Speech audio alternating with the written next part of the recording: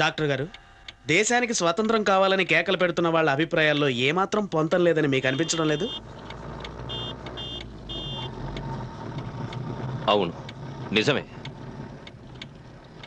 దక్షిణాఫ్రికాలో భారతీయులు పడుతున్న అవమానాల పట్ల, బ్రిటన్లో భారతీయ విద్యార్థులు పడుతున్న కష్టాల పట్ల, అదే సమయంలో ఇక్కడ భారతదేశంలో ప్రజలకు, తోటి మతస్థులకు మానవ హక్కులు తిరస్కరించడం పట్ల వారు హింసాత్మకంగా ప్రతిఘటిస్తున్నారు. నాకిది పొంతన లేనిదిగా, స్వార్థపూరితంగా, సిగ్గులేనిదిగా అనిపిస్తోంది.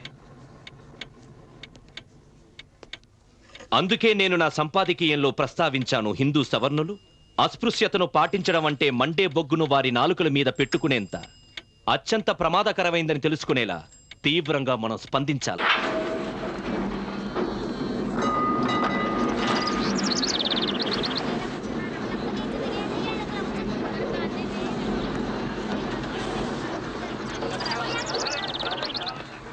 మన వాళ్ళు నాసిక్లోని కాలారం దేవాలయంలోకి ప్రవేశించడానికి ప్రయత్నిస్తారు. ఎవరైనా అడ్డుకుంటే మనం సత్యాగ్రహం చేయాలి. నాయక్, అస్పృశ్యులకు ఆలయ ప్రవేశం కంటే రాజకీయ హక్కులు చాలా ముఖ్యం. మీరు ముందుండి నడిపించండి చాలు, మిగిలిందంతా మేము చూసుకుంటాం. సరే భావరం, అయితే కాలారం దేవాలయ ధర్మకర్తలకు మన సత్యాగ్రహం గురించి తాకీదు పంపించండి.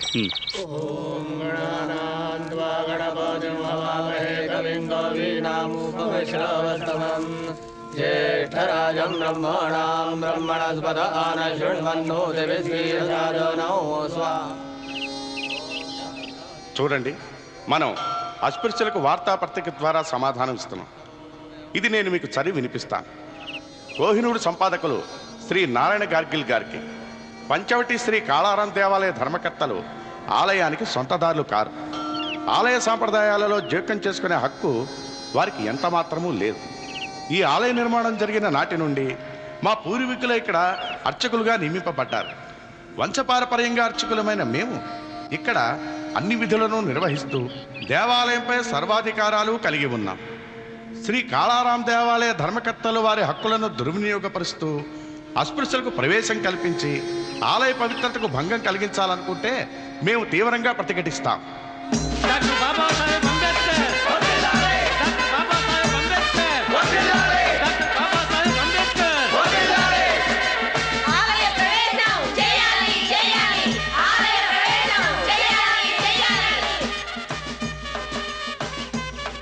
త్వరగా త్వరగా తలుపులన్నీ మూసేయండి.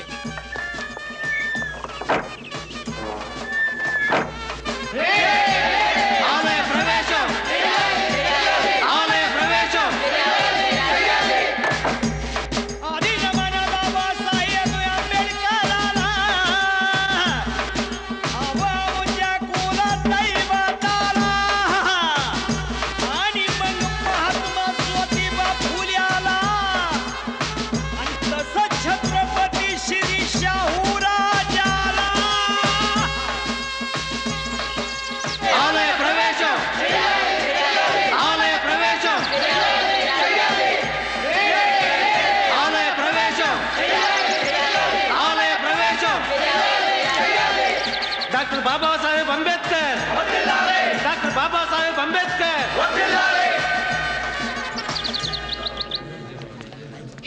జిల్లా మేజిస్ట్రేట్ వారి ఆదేశాల ప్రకారం ఆలయ ద్వారాలన్నీ మూసేశారు.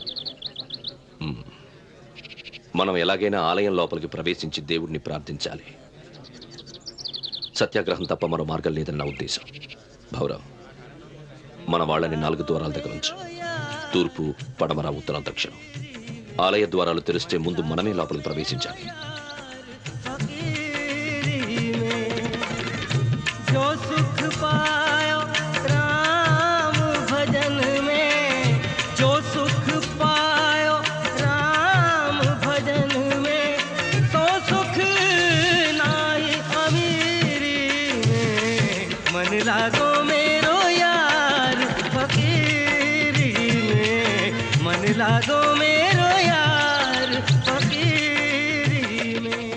డాక్టర్ అంబేద్కర్, ప్రజల్ని దేవాలయంలోకి ప్రవేశించనివ్వకుండా ద్వారాల కట్టుగా గుమ్మికొట్టడం నేరం అని మీకు తెలియదా?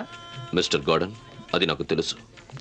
నేను ఇండియన్ పీనల్ కోడ్ ప్రకారం 144వ సెక్షన్ విధించి 4 మాత్రం అనుమతిస్తే ఆలయ ప్రవేశం జరిగే వరకు ఏం చేసినా ఎవ్వరూ ఇక్కడి నుంచి కదలం. छेड़ू ना पत्ता छेड़ू ना कोई जीव सताऊं पात पात में प्रभु बसत है वही शीस नवाऊं ఈ రథయాత్రకు సంబంధించి మీరు ఏం చేయాలని ప్రతిపాదిస్తున్నారు?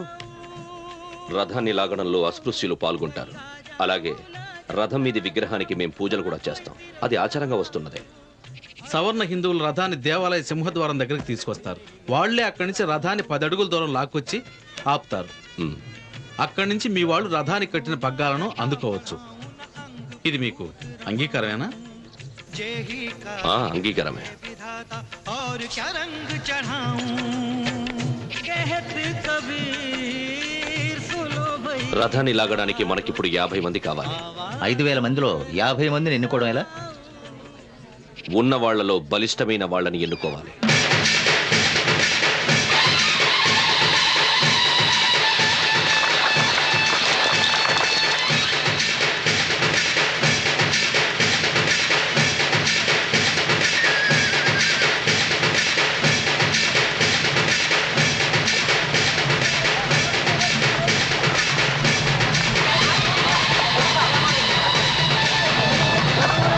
వాళ్ళు రథాన్ని తీసుకెళ్లిపోతున్నారు. వెళ్ళండి, వాళ్ళని ఆపండి.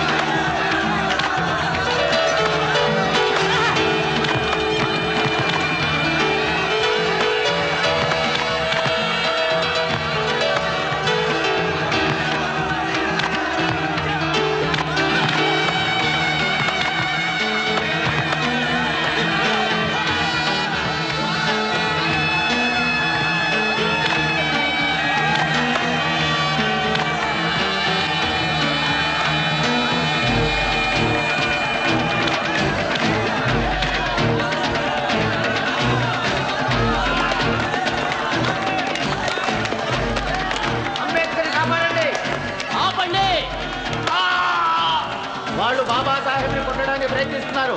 ఆయన కాపాడండి. ఇతన్ని చూసుకోండి.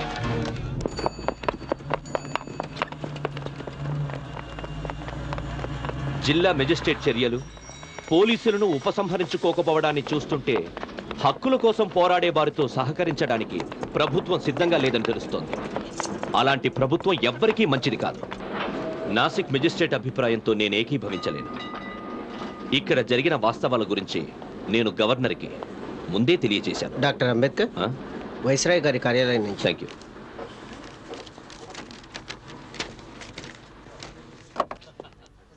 ఓహో, లండన్లో జరిగే రౌండ్ టేబుల్ సమావేశానికి ఇది ఆహ్వానం. చాలా సంతోషం. Thank you. అభినందనలు. Thank you. ప్రియమైన చిత్రే, కాంగ్రెసు, గాంధీ రౌండ్ టేబుల్ సమావేశాన్ని బహిష్కరించారు. ఆ సమావేశానికి హాజరయ్యే వాళ్లను కాంగ్రెస్ అసహించుకుంటోంది. నేను మన వాళ్ల న్యాయబద్ధమైన కోరికల కోసం, స్వరాజ్యం కోసం పోరాడుతాను. కమిటీకి ప్రాతినిధ్యం వహించే వారి ఎన్నికలు ముఖ్యమంత్రి గారి జోక్యం. గౌరవనీయులైన అధ్యక్ష, రౌండ్ టేబుల్ సమావేశానికి విచ్చేసిన ప్రతినిధులారా,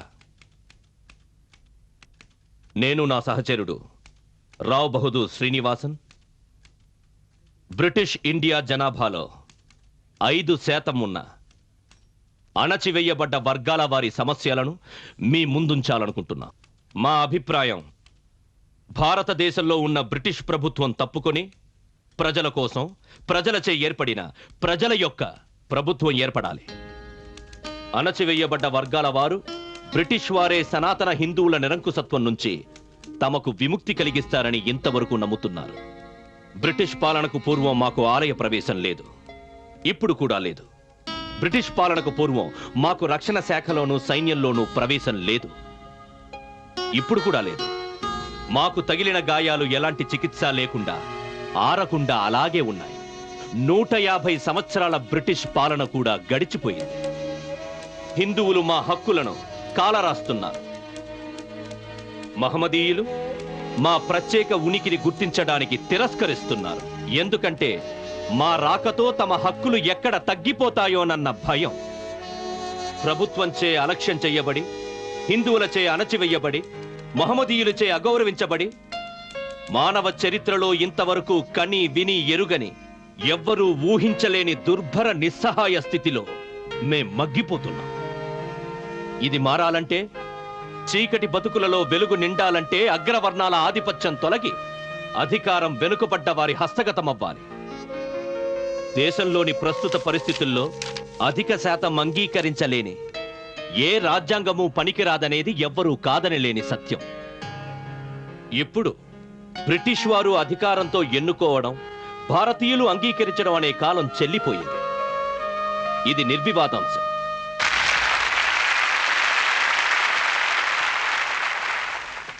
డాక్టర్ అంబేద్కర్, అద్భుతం, అద్భుతం. ఈ సమావేశంలో అత్యుత్తమ ప్రసంగం మీదే. నేను ఉన్న నిజాలు చెప్పానంతే. అంబేద్కర్, నాకు చాలా గర్వంగా ఉంది. మనం కలుసుకుని ఎన్నో ఏళ్లైనా నిన్ననే అన్నట్టుగా ఉంది నాకు. మరి నేను సెలవు తీసుకుంటాను. Good night. సార్, మన మాటల్లో పడి మర్చిపోతాం. నా అప్పు సంగతి. ఏ అప్పు? నా చదువు కోసం. ఓ, అది ఉపకార వేతనం. డాక్టర్ అంబేద్కర్, మీ ఉపన్యాసం అమోఘం. Thank you. నేను అలాగే అనుకున్నాను. కానీ దివాన్ గారు అప్పు తీర్చమని 6 సంవత్సరాలుగా నాకు రాస్తూనే ఉన్నారు. నేను అధ్యాపకుడిగా పనిచేస్తున్న కళాశాల కూడా ఆయన రాశారు. ఇదేం బాగోలేదు. అలా జరిగినందుకు నేను చాలా చింతిస్తున్నాను అంబేద్కర్. నేను చూసుకుంటాను. డాక్టర్ అంబేద్కర్ తన ప్రసంగంతో బ్రిటిష్ పార్లమెంట్లో పెద్ద సంచలనం సృష్టించారు.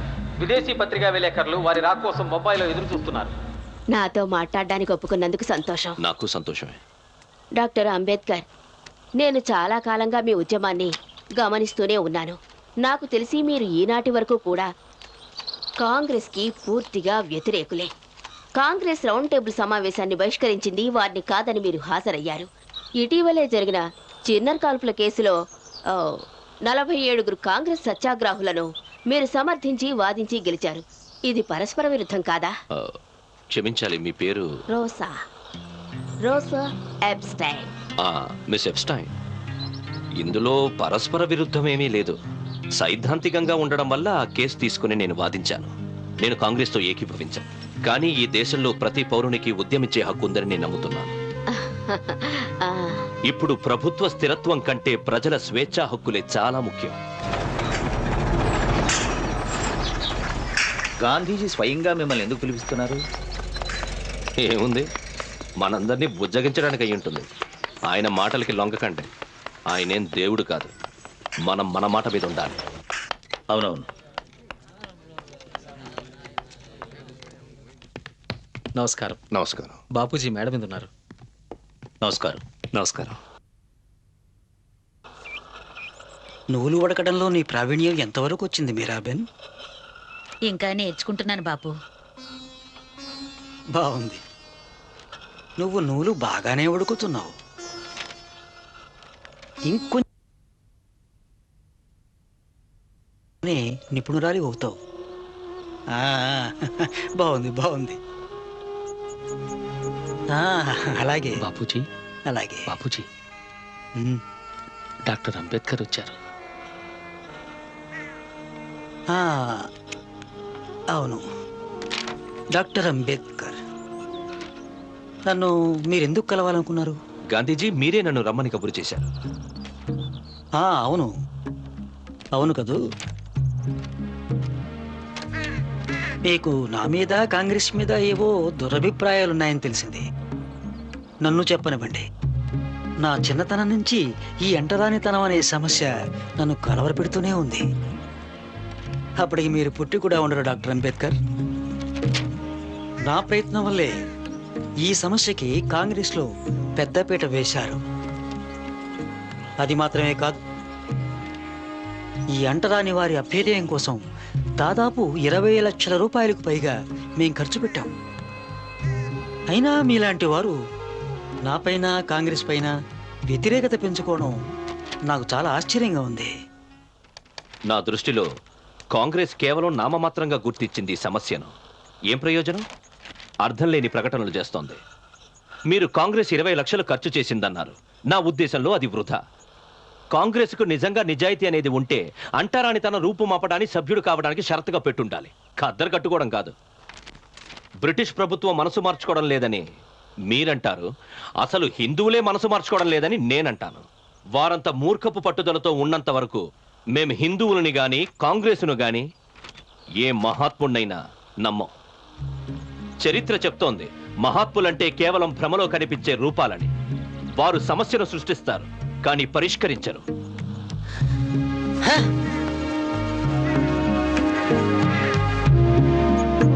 గాంధీజీ, నాకు మాతృదేశం లేదు. ఇది మీ మాతృదేశమేగా డాక్టర్ అంబేద్కర్. నాకందిన సమాచారం మేరకు మీరు రౌండ్ టేబుల్ సమావేశంలో చేసిన ప్రసంగాన్ని బట్టి మీరు సిసలైన దేశభక్తులని తెలుస్తోంది. ఇక్కడ మమ్మల్ని కుక్కల కన్నా హీనంగా చూస్తుంటే ఇది మా మాతృదేశం ఎలా అనగలం? ఇక్కడ ఎదుర్కొంటున్న అన్యాయాలు, అక్రమాలు, కోకొల్లలు. మా వల్ల అనుకోనిది జరిగితే ఆ తప్పు ఈ దేశానిదే గాని మాది కాదు. కాంగ్రెస్ మా ఉద్యమాన్ని ప్రతిఘటించి నన్ను దేశద్రోహి అంటే మీరు దేశభక్తుడు అంటున్నారు. నేను ప్రయత్నించేది దేశ ప్రయోజనాలకు హాని కలగకుండా నా వాళ్ళకి కావలసిన ప్రాథమిక మానవ హక్కులు సాధించాలని మాత్రమే. మీరు నాకు ఏ విధమైన ముద్ర వేసినా దాని గురించి నాకు దిగులు లేదు. అయితే ఇప్పుడు మమ్మల్ని ఏం చేయమంటారు డాక్టర్? మహమ్మదీయులు, సిక్కుల యొక్క రాజకీయ హక్కులను పరిరక్షించడానికి మీరు అంగీకరించారు. వారు రాజకీయంగా, ఆర్థికంగా అస్పృశ్యుల కంటే ముందున్నారు. రౌండ్ టేబుల్ సమావేశం అస్పృశ్యులకి కూడా అదే విధమైన పరిరక్షణను సూచించింది. దీని గురించి మీ అభిప్రాయం? అస్పృశ్యులు హిందువులతో రాజకీయ విభజన పొందడానికి నేను వ్యతిరేకిని. అది నా ఉద్దేశంలో ఆత్మహత్యతో సమానం. సూటిగా అభిప్రాయం చెప్పినందుకు సంతోషం. ఈ కీలక సమస్యపై మన అభిప్రాయాలు తేట తెల్లమయ్యాయి. నేను సెలవు తీసుకుంటాను గాంధీజీ.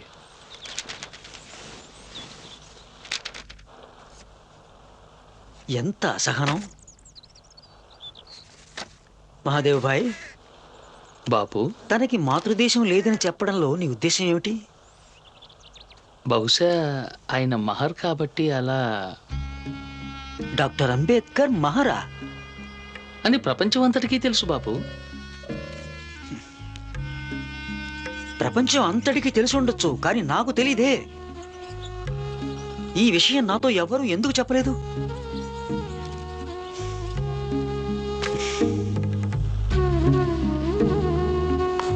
నేను ఇంకా ఆయన అభ్యుదయ భావాలు గల పూనా బ్రాహ్మణుడు అనుకున్నాను. రౌండ్ టేబుల్ సమావేశంలో పాల్గొనడానికి గాంధీ గారు నేడు లండన్ బయలుదేరి వెళ్తూ విలేకరులతో మాట్లాడారు. ప్రతినిధులు ప్రజలచే కాక బ్రిటిష్ ప్రభుత్వంచే ఎన్నిక చేయబడ్డారని వారు తెలిపారు. గాంధీ గారి రాకతో మా స్థితిగతులేమీ పెద్దగా మారవు. మాకు కావాల్సింది అస్పృశ్యులకు రాజకీయాధికారాలు ఇచ్చి బలవంతులు చేయడం, అదొకటే దారి. కానీ డాక్టర్ అంబేద్కర్, అంటరాని వారి స్థితిగతులను విద్య మార్చగలుగుతుందని మీరు అనుకోవడం లేదా? మీరు గాంధీ గారితో మాట్లాడొచ్చారా? మాలో నేనే ఎక్కువగా చదువుకున్నవాడిని. అయినా నేను సమాజంలో అంటరాని వాడిగానే చూడబడుతున్నాను. మీరు అడగాలనుకుంటున్న కోరికలేమిటి? మేము కోరేది సవర్ణ హిందువులకు మాకు మధ్య సంపూర్ణ విభజన. అది మీరు ఎలా సాధించాలనుకుంటున్నారు? భవిష్యత్ భారత రాజ్యాంగంలో అస్పృశ్యులకు ప్రాథమిక హక్కులు కల్పిస్తూ అంటరానితనాన్ని చట్ట వ్యతిరేకమని, శిక్షార్హమని చేర్చాలి. ప్రత్యేక ఎన్నికల విధానం ఈ కళంకాన్ని శాశ్వతం చేస్తుంది. అంటరాని వారు అంటరాని వారిగానే మిగిలిపోతారని గాంధీ గారు అంటున్నారు. అంటే అనివ్వండి. తరతరాలుగా మనసుల్లో పేరుకుపోయిన కల్మషాన్ని అంత తేలిగ్గా తుడిచేయలేరు. నిరంకుశులు రక్షకులు కాలేరు. అందుకే నేను రాజకీయ అధికారాన్ని కోరేది. తీపి కబుర్లు, దాన ధర్మాలు, శుష్క వాగ్దానాలు కాదు.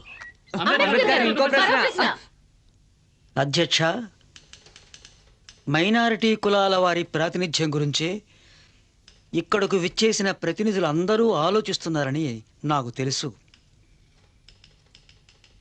మహమ్మదీయులకు, సిక్కులకు ప్రత్యేక సౌకర్యాలు ఇవ్వడానికి మనం అంగీకరించాం.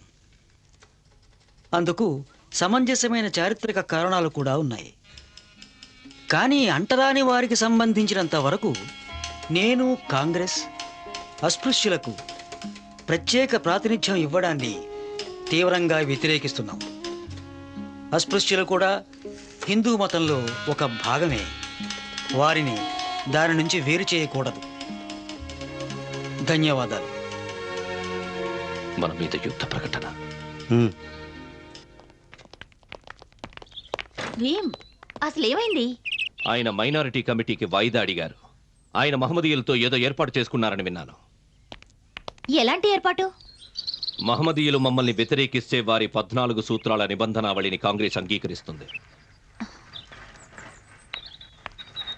ఆయన ఎందుకిలా చేస్తున్నారో నాకెంత మాత్రం అర్థం కావడం లేదు. ఆయన గొప్ప మహర్షి లాంటి వారు. మీ పోరాటంలోని న్యాయాన్ని ఆయన తప్పక గుర్తిస్తారు. మహర్ష ఆయన కాకలు తీరిన రాజకీయవేత్త. అన్నీ విఫలమైతే కుట్ర పనడానికి కూడా వెనకాడ్రు. గాంధీ గారు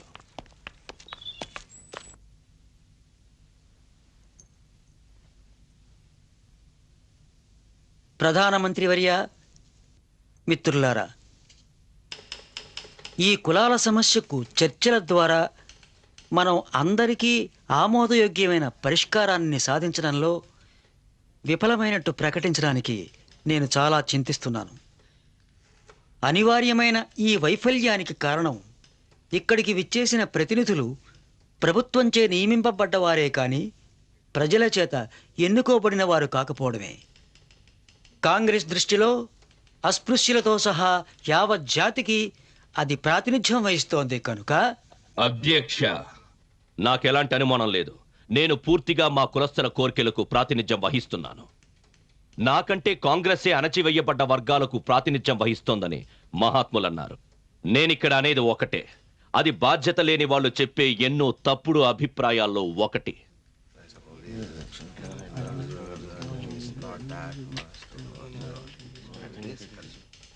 ఈ టెలిగ్రాములో నాకు భారతదేశం నలుమూలల నుంచి కాంగ్రెస్ ఉద్యమంపై నమ్మకం లేదంటూ అణచివేయబడ్డ వర్గాల వారు పంపారు.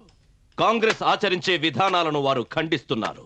ప్రధానమంత్రి వర్య, ఇంకొక విషయాన్ని మీకు స్పష్టం చేస్తున్నాను. అణచివేయబడ్డ వర్గాల వారు భారతదేశంలో అధికారం వారికే కావాలని కోరడం లేదు.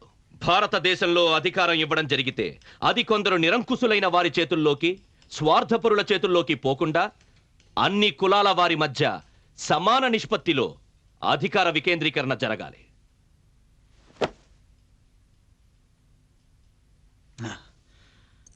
అస్పృశ్యత నిర్మూలన అంతిమ దశలో ఉందని నేను గట్టిగా నమ్ముతున్నాను.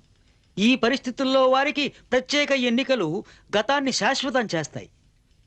నేను భారతదేశం అంతటా తిరిగి అస్పృశ్యతను రూపుమాపడానికి అవలంబించాల్సిన మార్గం ఇది కాదని వారికి నచ్చజెపుతాను. అస్పృశ్యత సమూలంగా నశించడానికి హిందూత్వం అంతమైనా పర్వాలేదు. డాక్టర్ అంబేద్కర్ అంటే నాకు అపారమైన గౌరవం. ఆయనకి ఎదురైన ఎన్నో సంఘటనలు, చేదు అనుభవాలు ఆయన మనసు మీద తీవ్రంగా చెరగని ముద్ర వేయడం వల్ల ఆయన తప్పుదారి పడుతున్నారని నేను భావిస్తున్నాను. భారతదేశంలో నివసిస్తున్న అంటరాని వారందరికీ ప్రాతినిధ్యం వహిస్తున్నట్టు డాక్టర్ అంబేద్కర్ మాట్లాడడం అసమంజసంగా ఉంది. వాస్తవానికి నేనే వారికి ప్రాతినిధ్యం వహిస్తున్నానని సవినయంగా తెలియజేసుకుంటున్నాను. అంటరాని వారి రాజకీయ హక్కుల గురించి మాట్లాడే వారికి భారతదేశం గురించి సరిగ్గా తెలియదు. అందుచేత ఇటువంటి రాజకీయ విభజనను నేను బ్రతికుండగా అంగీకరించను. సెలవు.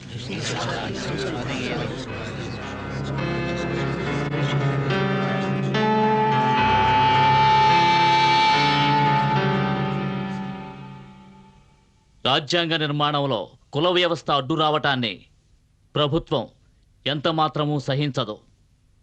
దయుంచి ఈ కుల వ్యవస్థను పెద్దది చేసి దానికి అతిగా ప్రాముఖ్యాన్ని ఇవ్వకండి. ఈ పరిస్థితిలో ఈ సమస్యపై చర్చించడానికి ఇక్కడకు విచ్చేసిన మీలో ప్రతి ఒక్కరూ కుల వైషమ్య పరిష్కార బాధ్యతలను పూర్తిగా నాకు అప్పగిస్తూ నేను తీసుకునే నిర్ణయానికి యథాతథంగా కట్టుబడి ఉంటామని ప్రమాణం చేయండి.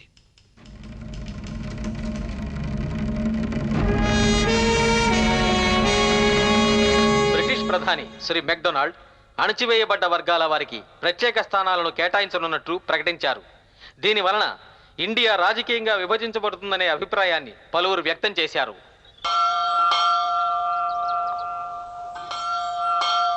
అందుచేత అణిచివేయబడిన జనాభా నిష్పత్తి ప్రకారం లెజిస్లేచర్లో ప్రాతినిధ్యం కల్పించి వారి హక్కులకు రక్షణ కల్పించడం మా ధర్మంగా భావిస్తున్నాను.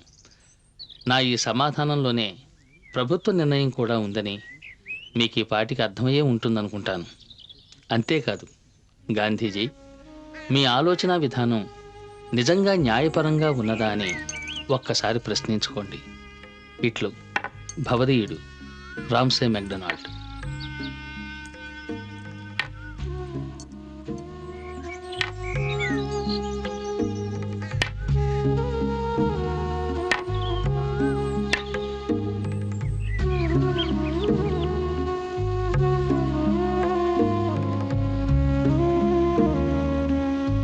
మెక్డొనాల్డ్ ప్రత్యేక ఎన్నికల విధానాన్ని మంజూరు చేయడాన్ని గాంధీజీ జీర్ణించుకోలేకపోతున్నారు. మహమ్మదీయులు, సిక్కులు, క్రైస్తవులు కూడా ప్రత్యేక ఎన్నికల విధానం పొందారు. వారి విషయంలో లేని అభ్యంతరం మన విషయంలో మాత్రం ఆయనకి ఎందుకో నాకు అర్థం కావడం లేదు. మహాత్ముడి ఆలోచనలు ఏమిటో మనకు అసలు అంతుపట్టడం లేదు నాయక్. కానీ మహాత్ముడైన కాంగ్రెస్ అయినా చిరంజీవులు కారు. మహాత్మునితో పోరాటం కంటే అంటరానితనాన్ని రూపుమాపడానికి నడుం కట్టాలంటున్న ఆయన నిజాయితీని మీరెందుకు నమ్మకూడదు? అనాదిగా భారతదేశంలో ఉన్న అంటరానితనాన్ని రూపుమాపడానికి ఎందరో మహాత్ములు నడుం కట్టారు. కానీ వారందరూ ఆ పనిలో విఫలమయ్యారు. మహాత్ములెందరో వచ్చారు, మహాత్ములెందరో వెళ్ళారు. కానీ అంటరాని వారిగానే మిగిలిపోయారు.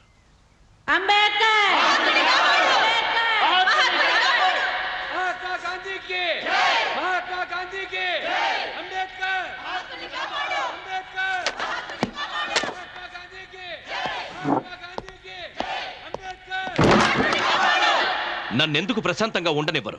నాకు చాలా పనుంది. అక్కడ గాంధీ గారు చచ్చిపోతుంటే ఈ పెద్ద మనిషి ప్రశాంతత కోరుతున్నాడు. మీరోసారి పూనా వెళ్ళి మహాత్ముని కలుసుకోవచ్చుగా. ఎందుకు? నేను అనుకున్నది ఆయనతో చెప్పాను. నన్ను పనిచేసుకోనివ్వండి. నాకు రేపు కోర్టులో ఓ ముఖ్యమైన కేసుంది. గాంధీ గారి ప్రాణాల కంటే నీకు సంపాదనే ముఖ్యమైపోయిందా? మేడం పెరిన్ అండ్ మిస్టర్ తక్కర్, మీరేం మాట్లాడుతున్నారో మీకు తెలియడం లేదు. మీ నాయకులు రోజు గడవడం కోసం దిగులు పడాల్సిన అవసరం లేదు. కానీ నేను పనిచేయకపోతే నేను నా కుటుంబంతో సహా పస్తులుండాలి. దయ్యుంచి నన్ను వదిలేయండి. డాక్టర్ అంబేద్కర్, మహాత్ముని ప్రాణాలు ఎలాగైనా కాపాడమని మాకు ప్రపంచం నలుమూల నుంచి టెలిగ్రామ్లు వస్తున్నాయి. మహాత్ముని ప్రాణాలు కాపాడాల్సిందే, కానీ మమ్మల్ని ఎందుకు నిర్బంధిస్తారు? గాంధీజీ ప్రాణాన్ని మా వాళ్ల కోరికలకి పరంగా ఎందుకు పెడతారు? నన్ను దీపపు స్తంభానికి ఉరేసిన గాంధీ ప్రాణాలు కాపాడడానికి నేను మా వాళ్లకి ద్రోహం చెయ్యను. ఆయన నిరాహార దీక్షను 1 వారం వాయిదా వేసుకోమని గాంధీని కోరడం మంచిది. అప్పుడు ఈ సమస్యకు పరిష్కారం వెతకచ్చు. గాంధీజీకి ప్రజల్ని తన వైపు తిప్పుకోగల మనోబలం ఉంది. మనం కూడా మన మనోబలాన్ని చూపాలి. నిరాహార దీక్షతో ఆయన మనల్ని దుర్మార్గులుగా చిత్రీకరిస్తున్నారు. ఎవరు? వాణి, నువ్వు ఇక్కడికి ఎందుకు వచ్చావు? ఆయనేవి తినకుండానే తిప్పి పంపించేస్తున్నారు. నాకు తెలుసు, ఇంగ్లాండ్లో ఉండగానే ఆయనకి సుస్థి చేసి ఉంటుంది. ఎందుకు నిన్ను నువ్వే చంపుకుంటావు? నాకు అసలే ఇక్కడ బోల్డ్ సమస్యలు. కొంచెమన్నా తినరా?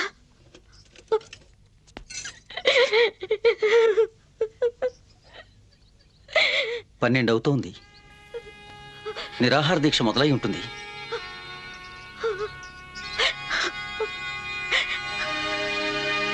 బాపు, సంతోషం.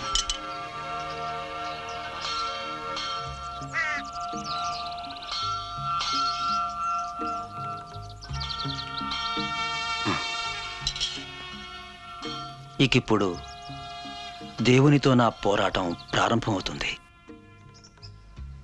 మీరు విశ్రాంతి తీసుకోవడానికి ముందుగా పాత్రికేయులు మిమ్మల్ని చూడాలంటున్నారు.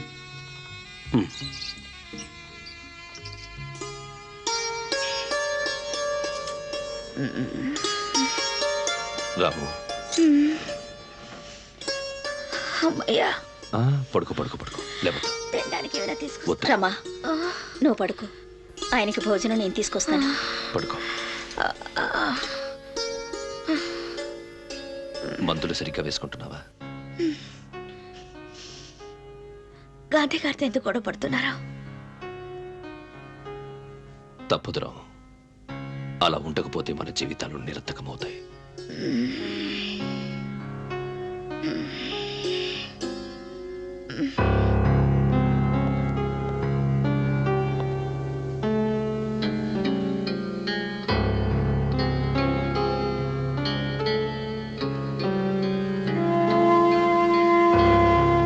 పెయిన్ అలా,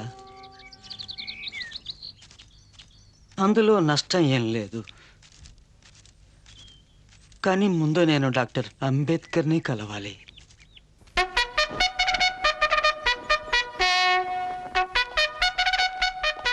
అదిగో వచ్చేసారు. నమస్కారం. నమస్కారం.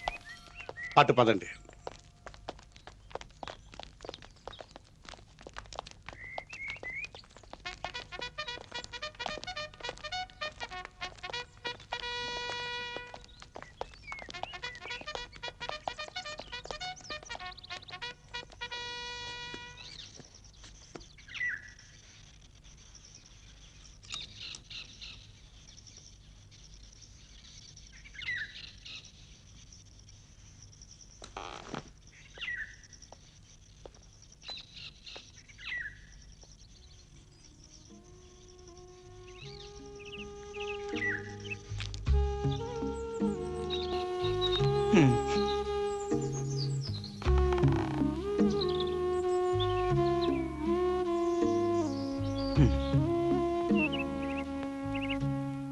గాంధీజీ, మీ వైఖరి మా పట్ల న్యాయంగా లేదు.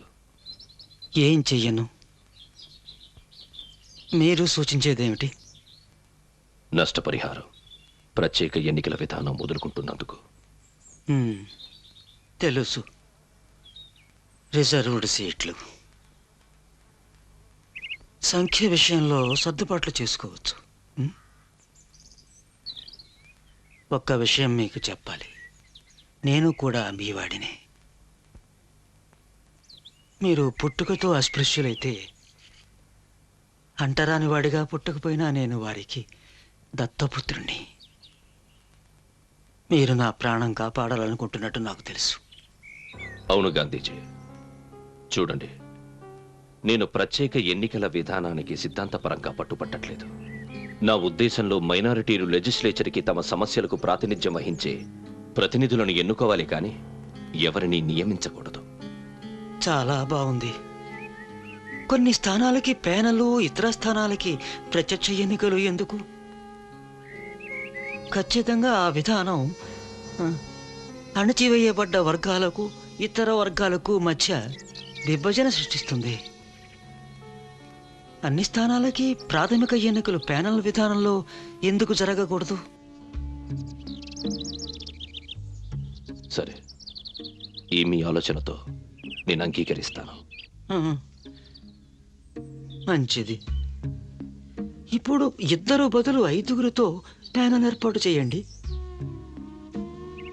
నేను మీకు మాటిస్తున్నాను అంబేద్కర్, ఈ క్షణం నుంచి నా ప్రాణాలు ఉన్నంత వరకు అస్పృశ్యతను సమూలంగా రూపుమాపడానికే నా జీవితాన్ని అంకితం చేస్తాను. ఇక మీరు ఇతర వివరాలు ఈ మిత్రులతో చర్చించండి. నేను నా సహచరులతో చర్చించాను. 126 స్థానాలకు మించి వాళ్ళు అంగీకరించడానికి సిద్ధంగా లేరు డాక్టర్ అంబేద్కర్. ఖచ్చితంగా మాకు 197 స్థానాలు కావాలి.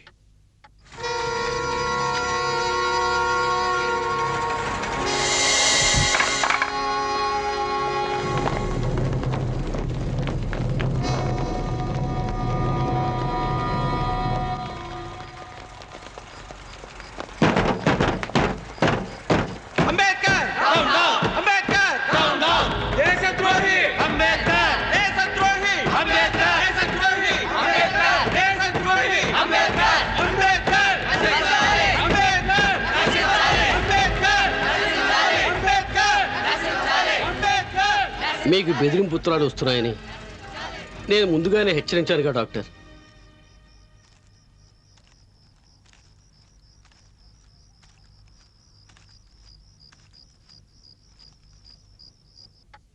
అయితే 148 స్థానాలకు కేంద్ర అసెంబ్లీలో 10% హిందూ స్థానాలకి అంగీకరిస్తున్నాం.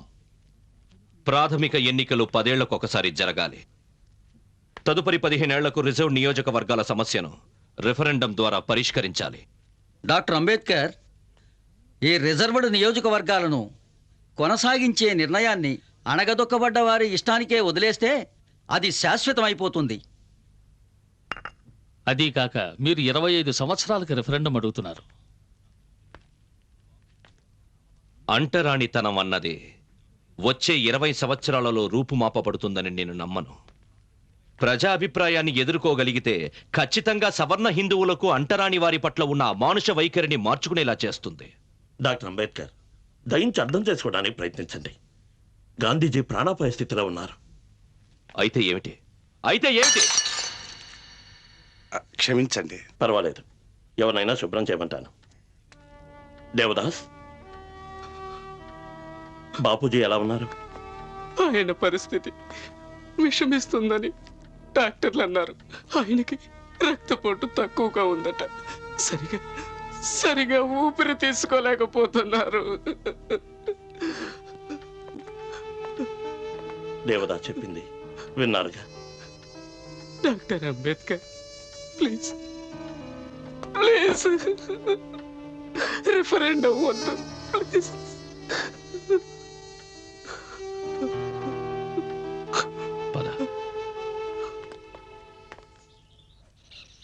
నేను చాలా వెసులుబాట్లు ఇచ్చాను బాపూజీ. 197 నుంచి 150 స్థానాలు, కేంద్ర లెజిస్లేచర్లో 18%, ప్యానెల్లో 4. గాంధీజీ అస్పృశ్యత ఇంకో 15-20 ఏళ్లలో మాయం కాదు. నేను ఖచ్చితంగా చెప్తున్నాను. అందువల్ల అణచివేయబడ్డ వర్గాలకు ఈ సమస్యపై 10 సంవత్సరాలకు రెఫరెండం కోరాను. కానీ అందుకు వీళ్ళు పూర్తిగా వ్యతిరేకిస్తున్నారు. అంతవరకు సవర్ణ హిందువుల వైఖరిని పరీక్షించాలన్న మీ ఉద్దేశం. అది మంచిదే, కానీ అంతకాలం ఎందుకు? 5 ఏళ్ళు చాలవా? అంటరాని వారు అనాదిగా సవర్ణ హిందువుల అఘాయిత్యాల వల్ల పడుతున్న బాధలు, అనుభవిస్తున్న కష్టాల గురించి మీకు తెలీదా? కేవలం 5 ఏళ్లలో బాపూజీ... అవును, నాకు తెలుసు. మీ హక్కులను మీరు కాపాడుకోవాలి. కానీ మరణశయ్యపై నుంచి మిమ్మల్ని కాస్త ఉదారంగా ఉండమని కోరుతున్నాను. నేను సవర్ణ హిందువుల యొక్క కనువిప్పు కోసం చూస్తున్నాను. వారి అంతరాత్మలు జాగృతమయ్యాయి అంబేద్కర్. ఈ స్థితిలో చట్టపరమైన చర్యలు ఆత్మశుద్ధిని, స్వయం ప్రక్షాళనను మరింత జాప్యం చేస్తాయి. కానీ బాపూజీ... సరే, మీరు కోరినట్టే రిఫరెండం, కానీ 5 ఏళ్లలోపే.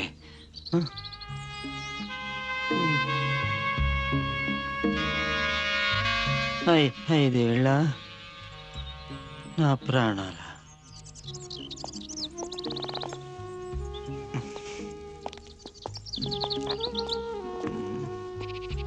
డాక్టర్ అంబేద్కర్, ఇక బయలుదేరదాం.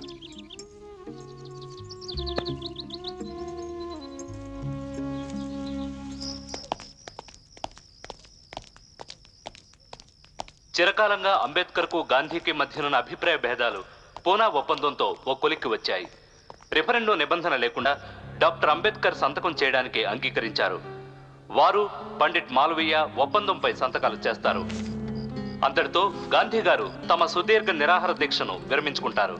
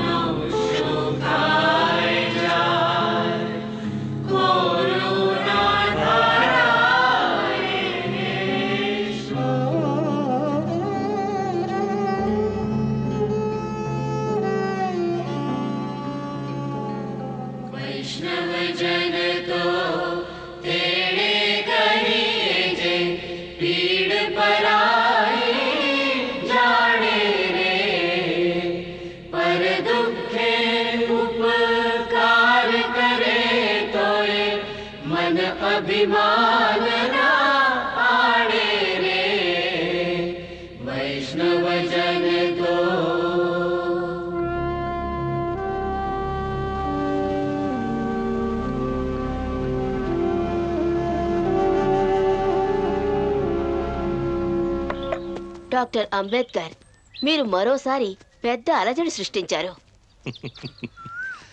ఏం చెప్పను మిస్ ఎప్స్టైన్, అంతా నా దురదృష్టం అనుకుంటాను. ఈనాడు హిందూ ఇండియాలో నాకంటే ద్వేషించబడే వ్యక్తి మరొకడు ఉంటానంటే అది అతిశయోక్తి కాదు. నన్ను దేశద్రోహిగా అందరూ చిత్రీకరించారు. హిందుత్వ వినాశకుడిగా బద్ధశత్రువుగా చూస్తున్నారు. కానీ ఇదంతా సద్దుమణిగాక భవిష్యత్తులో చరిత్రకారులు నా జీవితాన్నే కనుక సమీక్షిస్తే అప్పుడు దేశానికి నేను చేసిన సేవలు గుర్తిస్తారేమో. ఒకవేళ వాళ్ళు గుర్తించలేదంటే నేనేం చేయగలను? నేను చేసిన పని మీద అణచబడ్డ వర్గాల వారికి సడలని నమ్మకం ఉంది. వాళ్ళు తప్పకుండా నన్ను వారి గుండెల్లో పదిలపరుచుకుంటారు. డాక్టర్ అంబేద్కర్, సుబ్బరాయన్ అయ్యంగార్ల ఆలయ ప్రవేశ బిల్లుకి మీరు మద్దతు ప్రకటిస్తారనే ఇక్కడికి పిలిపించాను.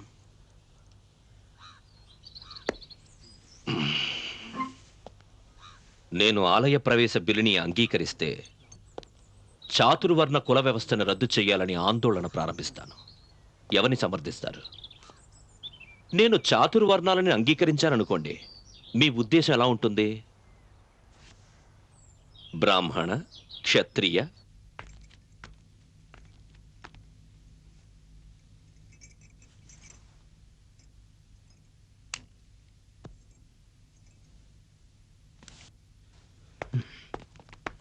శాయశక్తిలా ప్రయత్నించాను. మందులేసుకో, తగ్గిపోతుంది.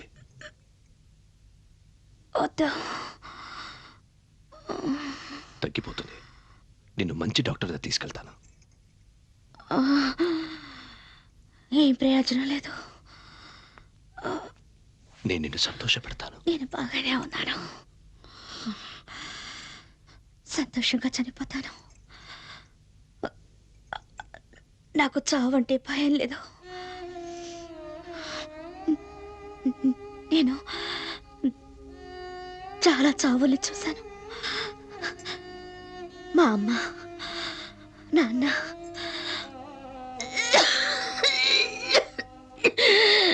మీ అమ్మ నాన్నలు, అత్తయ్యలు, మీ అన్నగారు, మన పిల్లలు నలుగురు, రమేష్, గంగాధర్, ఇందు, రాజరత్న నా కళ్ళ ముందే పోయారు. ఏమండి, వర్షం కురుస్తోందా?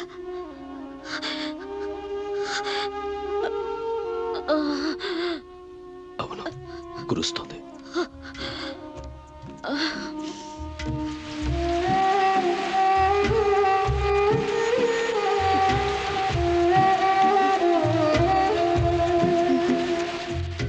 దిగులు పడకు. నాకు నువ్వు కావాలి. నువ్వు లేకుండా నేను ఒంటరితనాన్ని.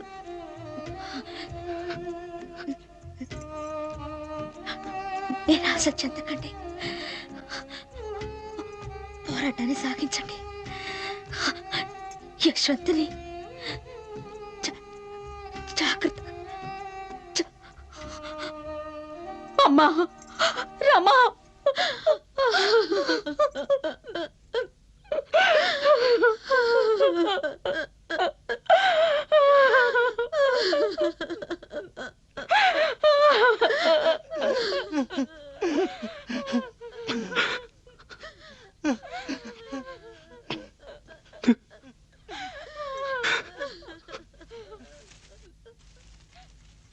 బాబాసాహెబ్, వేలాది మంది ఎదురు చూస్తున్నారు. ఇక మనం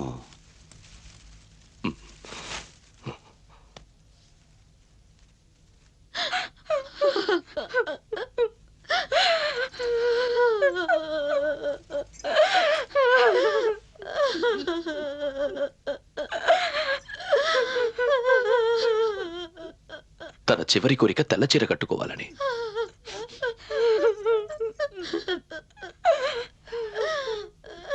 సంప్రదాయం ప్రకారం పచ్చ చీర కట్టించాలి.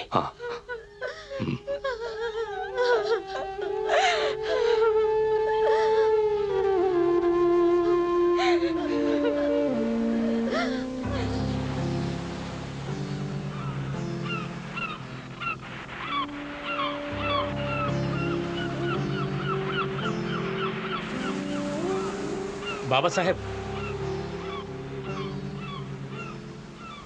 కోహినూరు గ్రామంలో 400 మంది అంటరాని వాళ్ళు ఇస్లాం మతాన్ని స్వీకరిస్తున్నారు. తొందరపడద్దని చెప్పండి. యోలో సమావేశంలో నేను ఒక ముఖ్యమైన ప్రకటన చేయదలుచుకున్నాను.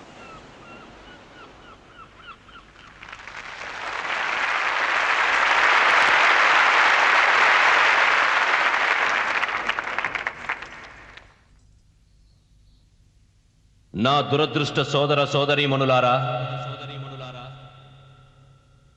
10 సంవత్సరాల మన ఉద్యమాన్ని సింహావలోకనం చేసుకుంటే భవిష్యత్తు అంధకారంగా ఉంది. చాలు, మనమే మూగ జంతువులం కావు. ఈ వైషమ్యాలకు ఘాతుకాలకు చరమగీతం పాడే సమయం ఆసన్నమయ్యింది. మనకు తగిలించిన ఈ కులాల సంకెళ్లను తెంచుకుందాం. ఈ సామాజిక చెరసాలను ధ్వంసం చేద్దాం. సమాన హోదాను, సమాన అవకాశాలను కల్పించే కొత్త మతాన్ని ఎన్నుకుందాం. దురదృష్టవశాత్తు నేను హిందూ అస్పృశ్యుడిగా పుట్టాను. దాని కాదని చెప్పే హక్కు నాకు లేదు. కానీ ఈ హేయమైన పరిస్థితుల్లో జీవించడాన్ని కాదని తిరస్కరించే హక్కు నాకుంది.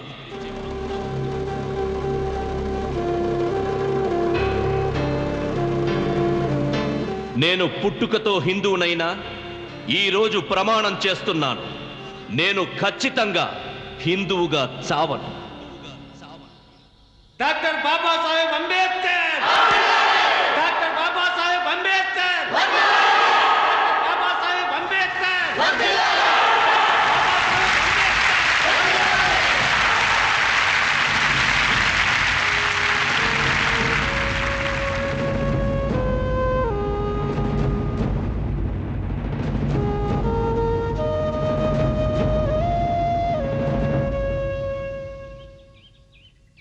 ఇది చాలా దురదృష్టకరమైన నిర్ణయం.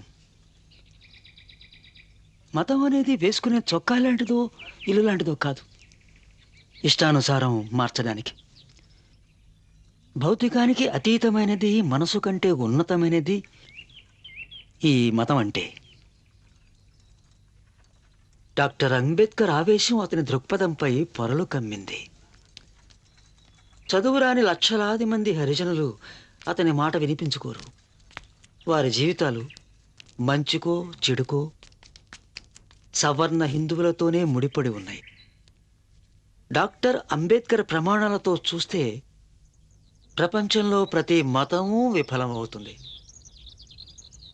పత్రికలు ఇప్పుడు ఆయన్ని ఏమని అభివర్ణించినా, ప్రజలు ఆయనపై ఏ రకమైన ముద్ర వేసినా, భవిష్యత్తులో తన పేరును చిరస్మరణీయం చేసుకోకుండా ఉండడు.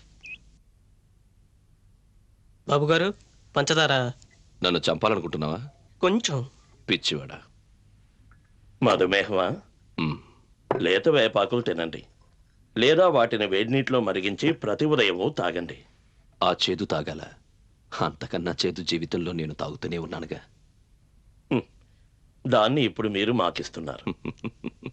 డాక్టర్, మీరు బయటికి వెళ్ళిపోవడం హిందుత్వానికి పెద్ద దెబ్బ. దెబ్బ? చాలా ఆశ్చర్యంగా ఉంది మిస్టర్ ప్రధాన్. అంటరాని వాళ్లమైన మేమందరం ఇక్కడే ఉండి అశుభ్రంతో మలినపరుస్తున్నాం కదా మీ ఆర్యుల్ని. మేమందరం బయటికి వెళ్ళామంటే మీ మతం పరిశుద్ధమవుతుంది కదా. బాబాసాహెబ్, ఈ వలస మీతో ఆగిపోదు. కాలగమనంలో అది హిందువుల అంతానికి హేతువవుతుంది. అలా మీరన్నట్టు జరగదు మసరేకర్ మహారాజ్. హిందుస్థాన్ చరిత్ర సాగుతూనే ఉంటుంది. హిందూ దేశంలో హిందువులే మైనారిటీలైతే అది కుదరదు. అయితే సవర్ణ హిందువుల్ని అంటరానితనమనే దురాచారాన్ని నియమిత కాలంలో రూపుమాపుతామని ప్రమాణం చేయమని. అదంత సులభమా? సమస్య పరిమాణం చూడండి, అందుకు సమయం కావాలి. సరే, నేను 5 సంవత్సరాలు ఎదురు చూస్తాను హిందువుల్లో మార్పు కోసం. పూచి ఏమిటి, నమ్మకం ఏమిటి? గడువు ఇంకా కావాలన్న మీ ఆలోచన నాకు ఆమోదయోగ్యం కాదు. ఒక మహర్ని ఏడాది శంకరాచార్యుణ్ణి చేసి అందరూ బ్రాహ్మణుల్ని అతని కాళ్ల మీద పడమనండి. నా పేరు డ్రెషర్, అగ్రిపద మిషన్లో పనిచేస్తున్నాను. మీరు డాక్టర్ క్రెయిన్ అమెరికా నుంచి మిమ్మల్ని కలుసుకోవడానికి వచ్చారు. Hello doctor crane. హలో. ఈయన మీ మత మార్పిడి ఉద్యమాన్ని దగ్గరగా పరిశీలించాలని వచ్చారు. ఇంతకు ముందే గాంధీ గారిని వార్ధాలో కలిశారు. అవును డాక్టర్ అంబేద్కర్. ఈ విషయంగా నేను చాలా మందిని కలిశాను. క్రైస్తవ మతం ఒక్కటే మీ సమస్యలకు పరిష్కారం అని నేను గాఢంగా నమ్ముతున్నాను. మీరు క్రైస్తవులుగా మారితే తక్కిన క్రైస్తవ దేశాలన్నీ మీరు సామాజికంగా, రాజకీయంగా, ఆర్థికంగా మీ హోదాను పెంచుకోవడానికి తోడ్పడతాయి. ఖచ్చితంగా ఇది మీ తోటి భారతీయులెవరికీ అభ్యంతరంగా ఉండదని నా ఉద్దేశం. డాక్టర్ అంబేద్కర్, పేదలకే భూమి సంక్రమించాలని బైబిల్ చెప్తోంది.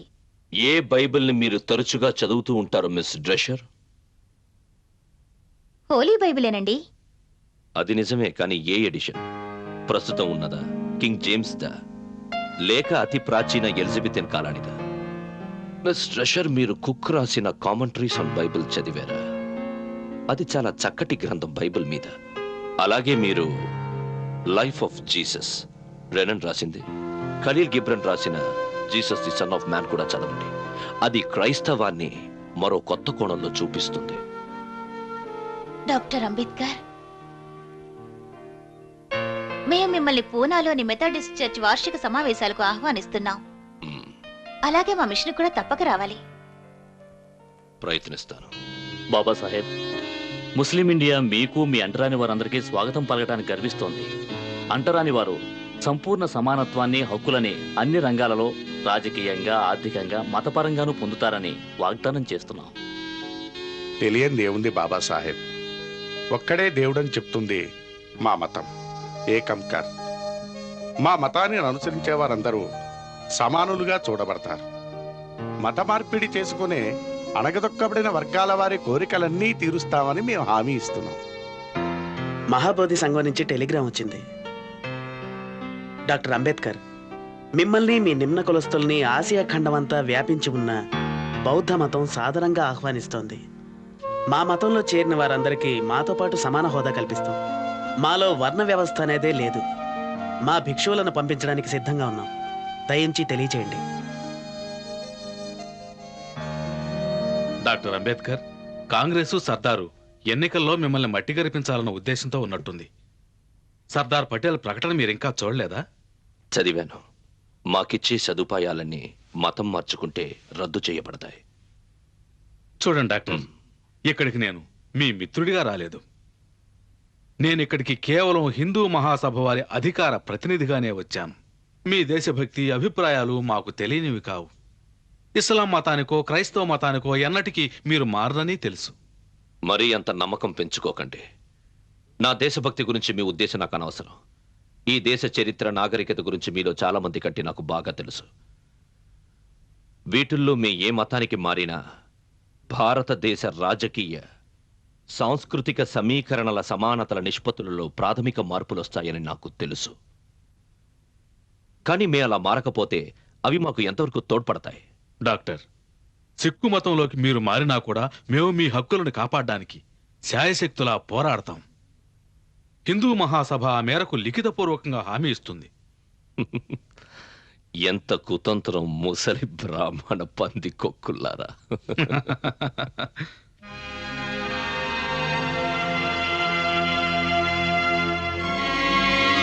ప్రియమైన భావరావు, నా మతం మార్పు నిర్ణయం మీద డాక్టర్ ముంచి ఆతృత గమనించారు. మతం మారితే మీకొచ్చే ప్రయోజనం ఏమిటి అని కొంతమంది అడుగుతున్నారు. వాళ్ళకి నేనిచ్చే సమాధానం, భారతదేశానికి స్వాతంత్ర్యం ఎంత అవసరమో అంటరాని వారికి మతం మార్పు కూడా అంతే అవసరం. ఈ రెంటిలోనూ అంతర్గతంగా ఉన్న ఉద్దేశం స్వేచ్ఛ. గాంధీ గారి అహింసా సిద్ధాంతాన్ని పునరుద్ఘాటిస్తూ దేశానికి సంపూర్ణ స్వాతంత్ర్యాన్ని ఇచ్చే షరతుపై యుద్ధ ప్రయత్నాల్లో బ్రిటన్కు తోడ్పాటు ఇవ్వడానికి కాంగ్రెస్ అంగీకరించింది.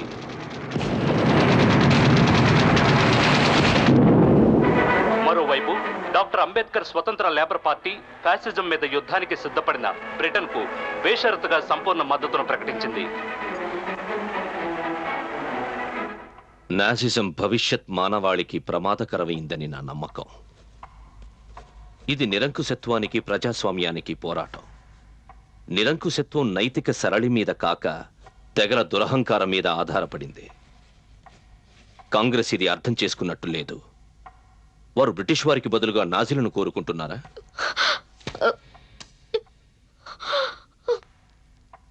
ఏమైంది మిస్ ఎప్స్టైన్? ఏమని చెప్పమంటారు? నేను యూతురాలిని, జర్మనీకి చెందినదాన్ని. నా కుటుంబం అంతా అక్కడే ఉంది. వాళ్ళు కనపడటం లేదంటున్నారు. ఎక్కడో దాక్కునుంటారు. నాకు దిగులుగా ఉంది. I'm so sorry. బ్రిటిష్ గవర్నమెంట్తో అధికారాన్ని పంచుకోవడంలో తప్పు లేదని డాక్టర్ అంబేద్కర్ తమ అభిప్రాయాన్ని వెలుబుచ్చారు. వారి మద్దతే లేకుంటే తాను కార్మికుల సమస్యలను పరిష్కరించలేకపోయేవాడినని, పీపుల్స్ ఎడ్యుకేషన్ సొసైటీని ప్రారంభించలేకపోయేవాడినని తెలిపారు. ప్రియమైన మిస్ డ్రెషర్, ఒక దుర్వార్త ఏమిటంటే ఫ్యానీ ఇక మనలో లేరు. నేను తనకి మాటిచ్చిన ప్రకారం బైబిల్ మీద విమర్శనా గ్రంథం రాయలేకపోయాను. కానీ దానితో సమానమైన అంటరాని వారికి కాంగ్రెసు గాంధీ చేసినదేమిటి అనే పుస్తకాన్ని ఆమెకి అంకితం ఇచ్చాను. ఈ విషయంలో ఆమె మరణానికి ముందే ఆమె అంగీకారం తీసుకున్నందుకు నాకు సంతోషంగా ఉంది. తప్పు బాబాసాహెబ్. భూపు రాగంలో మధ్యము వాయించకూడదు. ఎలా అంటే సారా పగరి సరిగా. ఏది మళ్ళీ వాయించండి.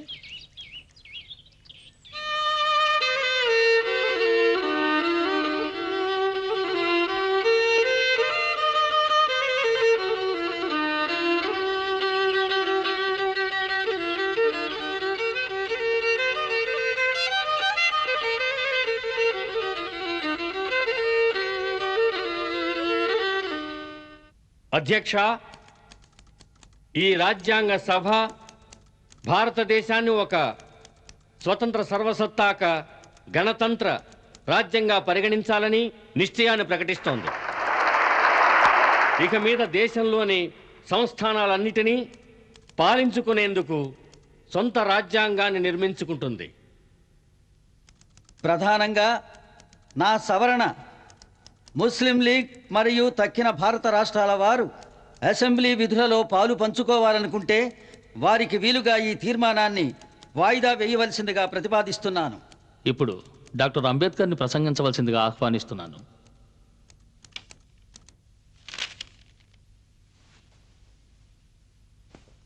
అధ్యక్ష, ఈ తీర్మానంపై ప్రసంగించాల్సిందిగా నన్ను పిలిచినందుకు చాలా కృతజ్ఞుణ్ణి. ఈనాడు మనం రాజకీయంగా, ఆర్థికంగా, సామాజికంగా విభజించబడ్డాం. మనది విభిన్న శిబిరాల కూటమి. అలాంటి శిబిరాల్లో ఒక శిబిరానికి నేను నాయకుడినని మీ అందరి ముందు చెప్పుకోవడానికి ఏమాత్రమూ నేను సంకోచించను. ఇక ఈ దేశ ఐక్యతను ప్రతిఘటించే శక్తి ఈ ప్రపంచంలోనే ఎవరికీ లేదని ఈ సభలో ఘంటాపథంగా నొక్కి బక్కాణించగలను. దేశ విభజన కోసం ముస్లిం లీగ్ లేవనెత్తిన ఉద్యమానికి విసిగెత్తిన మహమ్మదీయులు ఏదో ఒకనాడు ఐక్య భారతదేశమే మంచిదనే అభిప్రాయానికి వస్తారని చెప్పడానికి నేను ఏమాత్రం వెనుకాడను.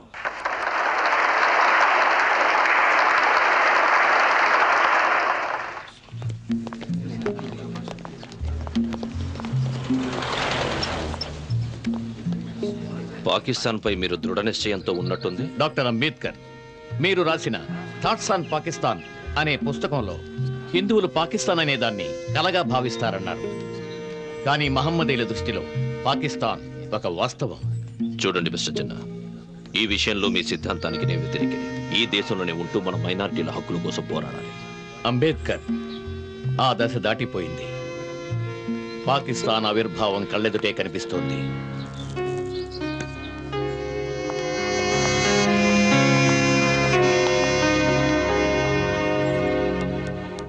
అస్పృశ్యత ఏ రూపంలో ఉన్నా అది నిషేధించబడింది. ఈ అనాచారాన్ని ఏ రకంగా కొనసాగించినా అది నేరమే అవుతుంది. महात्मा गांधी की जय, महात्मा गांधी की जय, महात्मा गांधी की जय, महात्मा गांधी की जय, महात्मा गांधी की जय.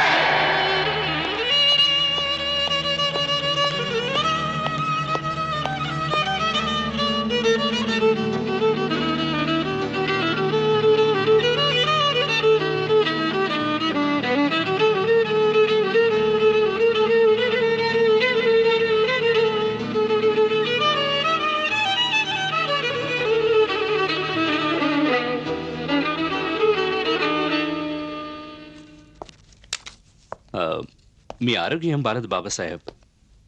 Diabetes, arthritis, high blood pressure, neuritis, చాలా చిక్కులు ఉన్నాయి. మీరు చాలా జాగ్రత్తగా ఉండాలి. మీకు కొన్ని మందులు రాసిస్తాను.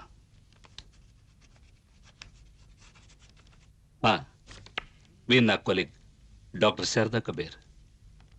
మీ ఆహార నియమాల గురించి వీరు చెప్తారా? డాక్టర్, క్షమించాలి, నేను కొందరు పేషెంట్స్ని చూడాలి. మళ్ళీ వస్తాను. మీరు ప్రతిరోజు ఇన్సులిన్ ఇంజెక్షన్ తీసుకోవాలి. దాంతోపాటు నడక, ఆహార నియమాలు తప్పనిసరి.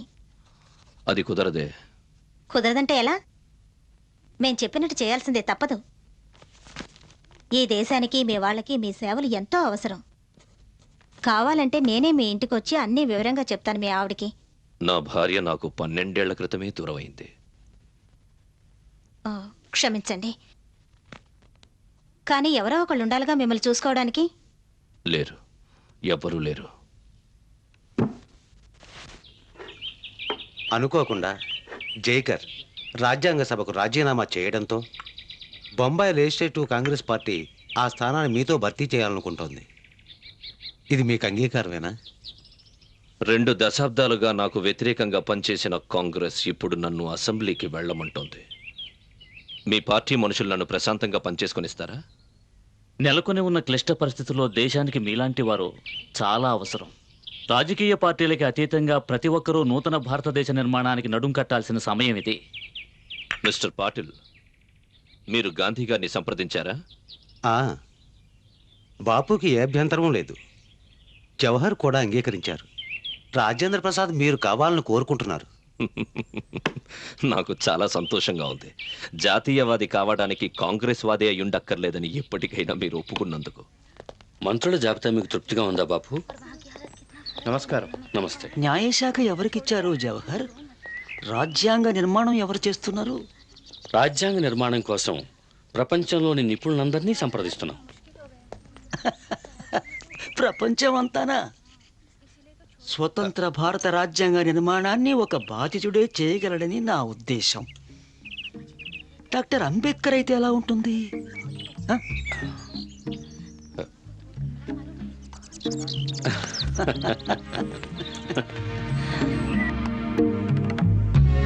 అవును, చరిత్ర ఈ మహోన్నతమైన బాధ్యతని మన మీద ఉంచింది. జీవితాంతం నా మనసుపై దీని ప్రభావం ఉంటుందనడంలో ఏమాత్రం సందేహం లేదు. సరే, ప్రస్తుతానికి వద్దాం. మిమ్మల్ని నేను ఇక్కడికి ఎందుకు పిలిపించానో తెలుసా? స్వతంత్ర భారత ప్రభుత్వంలో మీరు కూడా పాలు పంచుకోవాలని. సమ్మతమేనా? అది మీరిచ్చే శాఖను పట్టుంటుంది. న్యాయశాఖ. అక్కడ నాకు పనుంటుందా? బోలెడు. దిగులు పడకండి. నూతన ప్రమాణాలు చాలా రూపొందించాలి. అవును, హిందూ కోడ్ బిల్ ఇంకా అలాగే ఉంది. దాన్ని త్వరలో ప్రవేశపెట్టాలనే నిర్ణయంతోనే ఉన్నాం. మీతో కలిసి పనిచేయబోతున్నందుకు నాకు చాలా సంతోషంగా ఉంది. ప్రియమైన భావన, ఇప్పుడు భారతదేశానికి స్వతంత్రం వచ్చింది. తని స్వతంత్రాన్ని నిలబెట్టుకుంటుందా? రాజకీయ పార్టీలు విభిన్నమైన, విరుద్ధమైన తమ రాజకీయ వైఖరులను పక్కన పెట్టి దేశాన్ని ముందుకు నడిపించాలి. మన చివరి నెత్తుటి బొట్టుని కూడా స్వాతంత్ర రక్షణ కోసం ఉపయోగించాలి. మీ బ్లడ్ షుగర్ చాలా ఎక్కువగా ఉంది. పంచదార వాడకూడదని చెప్పానుగా. టీ ఎవరు పెట్టిస్తున్నారు? వాళ్ళు గుర్తుంచుకోవడానికి. అలా అంటే ఎలా? ఆరోగ్య విషయం కదా. పళ్ళు, అన్నము ఈ క్షణం నుంచి నిషిద్ధం. కనీసం 15 రోజులకి. వచ్చే వారం అన్ని పరీక్షలు చేయించుకోవాలి. డ్రాఫ్టింగ్ కమిటీ సమావేశం కోసం నేను వారం ఢిల్లీ వెళ్ళాలి. అక్కడ ఢిల్లీలో మిమ్మల్ని ఎవరు చూసుకుంటారో తెలియట్లేదు. ప్రియమైన చిత్రే, నాకు రాజ్యాంగ నిర్మాణపు పని చాలా ఎక్కువగా ఉంది. మరోవైపు శ్రమించడానికి నా ఆరోగ్యం కూడా అనుమతించడం లేదు. భరించరాని బాధతో ఎన్నో నిద్రలేని రాత్రులు గడిపాను. నన్ను సానుభూతితో చూసుకోవడానికి ఎవరైనా ఉంటే బాగుంటుందన్న నీ సలహాని పాటించి డాక్టర్ శారదా కబీర్ని పెళ్లి చేసుకోవాలని నిర్ణయించుకున్నాను. బాబాసాహెబ్, గాంధీజీ గారు కాల్చి చంపబడ్డారు. ఈరోజు ఉదయమే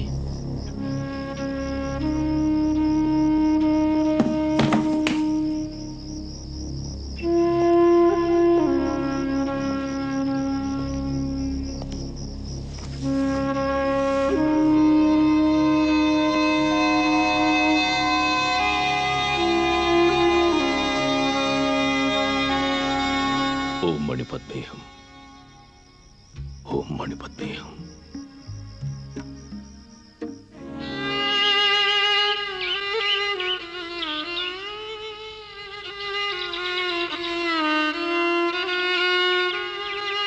డాక్టర్ అంబేద్కర్, ముందు మీరు సంతకం చేయండి, తర్వాత వారు చేస్తారు.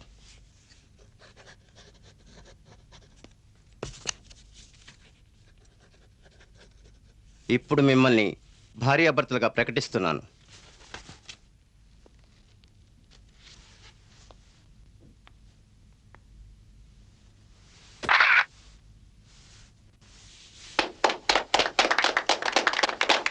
శుభాకాంక్షలు డాక్టర్. గౌరవనీయులైన రాష్ట్రపతి వర్య, డ్రాఫ్టింగ్ కమిటీ రూపొందించిన రాజ్యాంగ ప్రతిని పరిచయం చేస్తూ దీనిని పరిగణనలోనికి తీసుకోవలసిందిగా కోరుతున్నాను. అధ్యక్షవర్య, డాక్టర్ అంబేద్కర్ రాజ్యాంగ నిర్మాణంలో చేసిన కృషి, చూపిన చొరవ నాకు తెలుసు. డాక్టర్ అంబేద్కర్ని ఈ విషయంలో ఎవరైనా సరే అభినందించక తప్పదు. ఇందుకు 7 సభ్యులను నియమించిన సంగతి మీ అందరికీ తెలిసిందే. అందులో ఒకరు రాజీనామా చేశారు, ఆ స్థానాన్ని భర్తీ చేయలేదు. ఒకరు ఎక్కడో అమెరికాలో ఉన్నారు, ఆయన స్థానాన్ని భర్తీ చేయలేదు. మరొకరు వారి రాష్ట్ర వ్యవహారాల్లో నిమగ్నమై ఉన్నారు. అలా సభ్యుల సంఖ్య తగ్గుతూ వచ్చింది. ఒకరిద్దరు వ్యక్తులు ఢిల్లీకి చాలా దూరంలో ఉన్నారు. బహుశా ఆరోగ్య కారణాల వల్ల వారు హాజరు కాలేకపోయి ఉండొచ్చు. అందువల్ల అటువంటి పరిస్థితుల్లో మన ఈ రాజ్యాంగ నిర్మాణ భారం అంతా డాక్టర్ అంబేద్కర్ మీదే పడింది. నిస్సంశయంగా మనం వారికి కృతజ్ఞులం.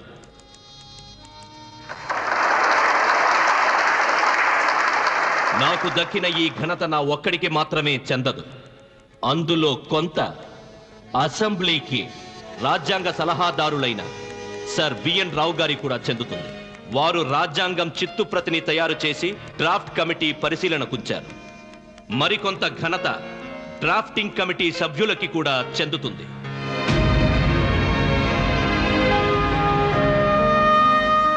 రాజ్యాంగం యొక్క యోగ్యతల గురించి నేను ప్రస్తావించను. ఎందుకంటే రాజ్యాంగం ఎంత బాగున్నప్పటికీ దానిని రూపొందించడానికి వచ్చిన వారు చెడ్డవారయ్యుంటే అది చెడుగా కనిపిస్తుంది. అలాగే రాజ్యాంగం ఎంత చెడుగా ఉన్నప్పటికీ దాన్ని రూపొందించిన వారు మంచివారయ్యుంటే అది మంచిగా కనిపిస్తుంది. అందువల్ల ఈ రాజ్యాంగంలో పాలు పంచుకోబోయే పార్టీల యొక్క, ప్రజల యొక్క అభిప్రాయాలు తెలుసుకోకుండా ఈ రాజ్యాంగం గురించి ఓ నిర్ణయానికి రావడం నిష్ప్రయోజనం. Thank you.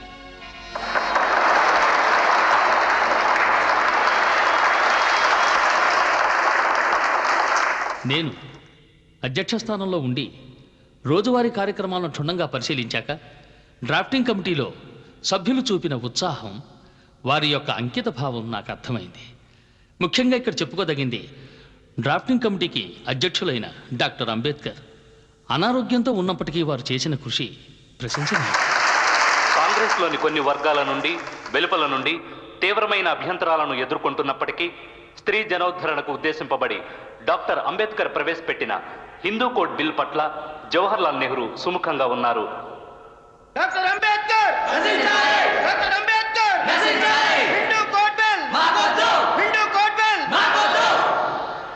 Hindu code bill Hindu ధర్మశాస్త్రానికే అవమానం. మన పురాతనమైన శాస్త్రాలకు, సమాచారాలకు అది ఒక గొడ్డలి పెట్టు. డాక్టర్ అంబేద్కర్కి హిందూ ధర్మశాస్త్రాల గురించి ఏం తెలుసు? ఆయనకి సంస్కృతం తెలుసా? వేదాలు చదివారా? ప్రతీకారంతో ఆయన హిందూ ధర్మశాస్త్రాలను ఈ ఒక్క చట్టంతో నాశనం చేయాలనుకుంటున్నారు. మనం ఒక అంటరాని వాడిని, అధముణ్ణి భగవంతుడు మనకిచ్చిన పవిత్రమైన చట్టాన్ని తాకనిస్తావా? వీల్లేదు, వీల్లేదు. ఈ అన్యాయాన్ని సహించకూడదు. ఒక చండాలుడు, నీచుడు, అస్పృశ్యుడు ఎన్నో శతాబ్దాల క్రితం భగవద్గీతలో శ్రీకృష్ణుడు ఉపనిషత్తులలో మనువు ఏర్పరిచిన చట్టాలను తప్పుపడతాడా? హిందూ ధర్మాల్ని అంబేద్కర్ అంబేద్కర్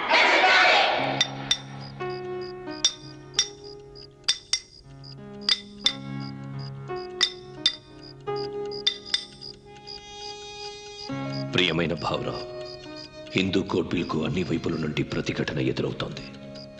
సిద్ధార్థ కళాశాల కోసం మడిగల్కర్ తయారు చేస్తున్న బుద్ధ విగ్రహం పూర్తి కావస్తోంది. చిన్నప్పటి నుంచి బౌద్ధ మతమే నన్నెంతగానో ఆకర్షించింది. మా నాన్నగారి మిత్రుడు ప్రఖ్యాత రచయిత అయిన దాదా కిలుస్కర్ ఆయన రచించిన బుద్ధుని జీవితం అనే పుస్తకాన్ని నాకు బహుమతిగా ఇవ్వగా చదివాను. ప్రజ్ఞ, కరుణ, సమత అనే 3 సిద్ధాంతాలను ప్రబోధించేది బౌద్ధ మతం ఒక్కటే. బౌద్ధ మతమే స్వార్థపూరితమైన ప్రపంచానికి సరైన సమాధానం. కొంతమంది బౌద్ధ మతాన్ని కమ్యూనిజంతో పోలుస్తారు.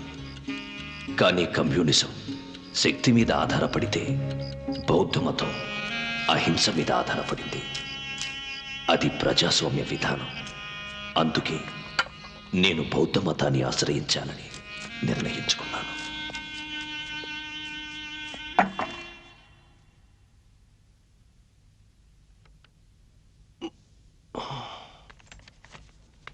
బాబు గారు, ప్రధానమంత్రి కార్యాలయం నుంచి వచ్చింది.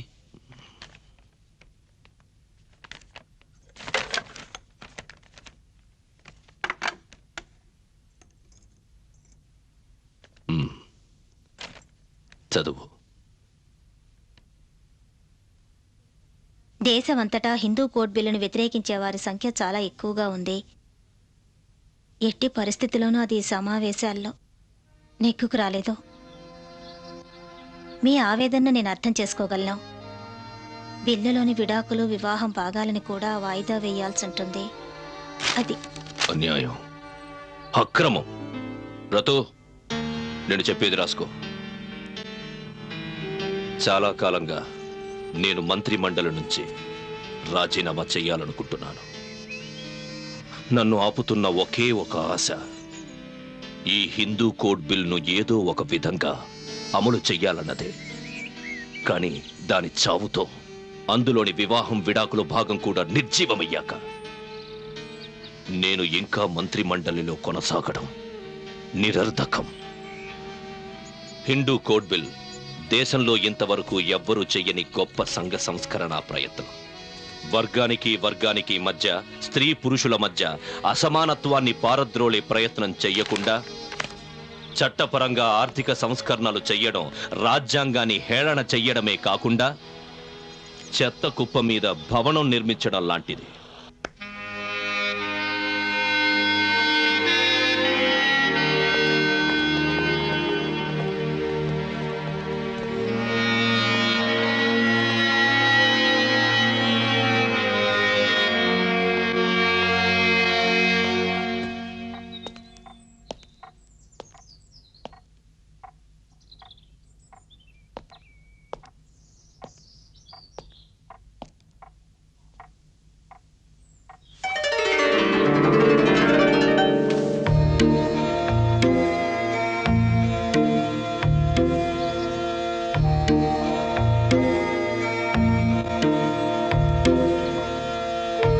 ప్రియమైన వామన్రావు గాడ్బోలే, ఏదో ఒకరోజు భారతదేశంలోనే కాదు, యావత్ ప్రపంచంలోనే మానవత్వాన్ని రక్షించేది బౌద్ధ మతం ఒక్కటేనని నా నమ్మకం. కనుక 1956 అక్టోబర్ 14వ తేదీ నాగ్పూర్లో దీక్షా దినం. అవును, నేను గాంధీజీకి మాటిచ్చాను. సమయం వచ్చినప్పుడు నేను దేశానికి అతి తక్కువ హానికరమైన మార్గాన్ని ఎంచుకుంటానని. నేను బౌద్ధ మతాన్ని స్వీకరించి దేశానికి మహోపకారం చేస్తున్నాను. బౌద్ధ మతం భారతీయ సంస్కృతిలో మిళితమయ్యింది. ఇలా చేస్తే అంటరాని వారికి నిర్దేశించిన రిజర్వేషన్లు, సౌకర్యాలు కోల్పోరా? ఈ రిజర్వేషన్ల కోసం బ్రాహ్మణులు అస్పృశ్యులుగా మారడానికి సిద్ధపడతారా? హిందుత్వాన్ని ఎందుకు విసర్జిస్తున్నారు? ఈ ప్రశ్న మీరు మీ తండ్రులను తాత ముత్తాతలను అడగాలి. ప్రాథమిక మానవ హక్కులని ఆత్మగౌరవాన్ని తిరిగి పొందడానికే మా ఈ ప్రయత్నం. అందుకు బౌద్ధ మతం ఎందుకు? ఎందుకంటే బుద్ధుని బౌద్ధమతం నైతిక సిద్ధాంతాల మీద ఆధారపడింది కానీ కుల వ్యవస్థ మీద కాదు. హిందూ మత సామాజిక బోధన అసమానత్వం, బౌద్ధ మతంలో అందరూ సమానమే. ఎందుకంటే బుద్ధుని బోధనలు ఆధునికతతో, హేతువాదంతో నిరంతర సమకాలీనమైనవి. అందులో లేదు మౌఢ్యం. ఆయన మిమ్మల్ని ఆలోచింపచేసి జీవించేలా చేస్తారు. బుద్ధుడు తప్ప తక్కిన మతస్థాపకులందరూ వారిని వారి రక్షకులుగా ప్రకటించుకున్నారు. బుద్ధుడు కేవలం ఒక మార్గదర్శి.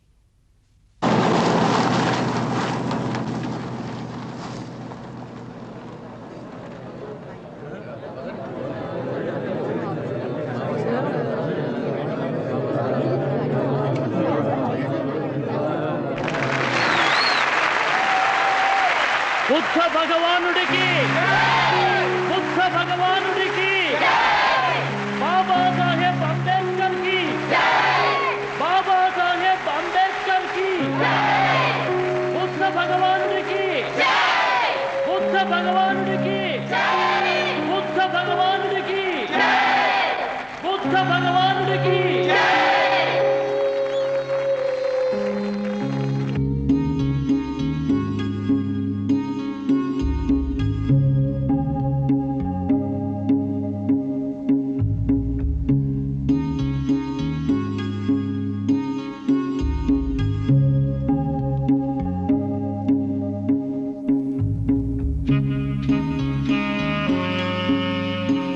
బాబాసాహెబ్ అంబేద్కర్ అనుసరిద్దాం.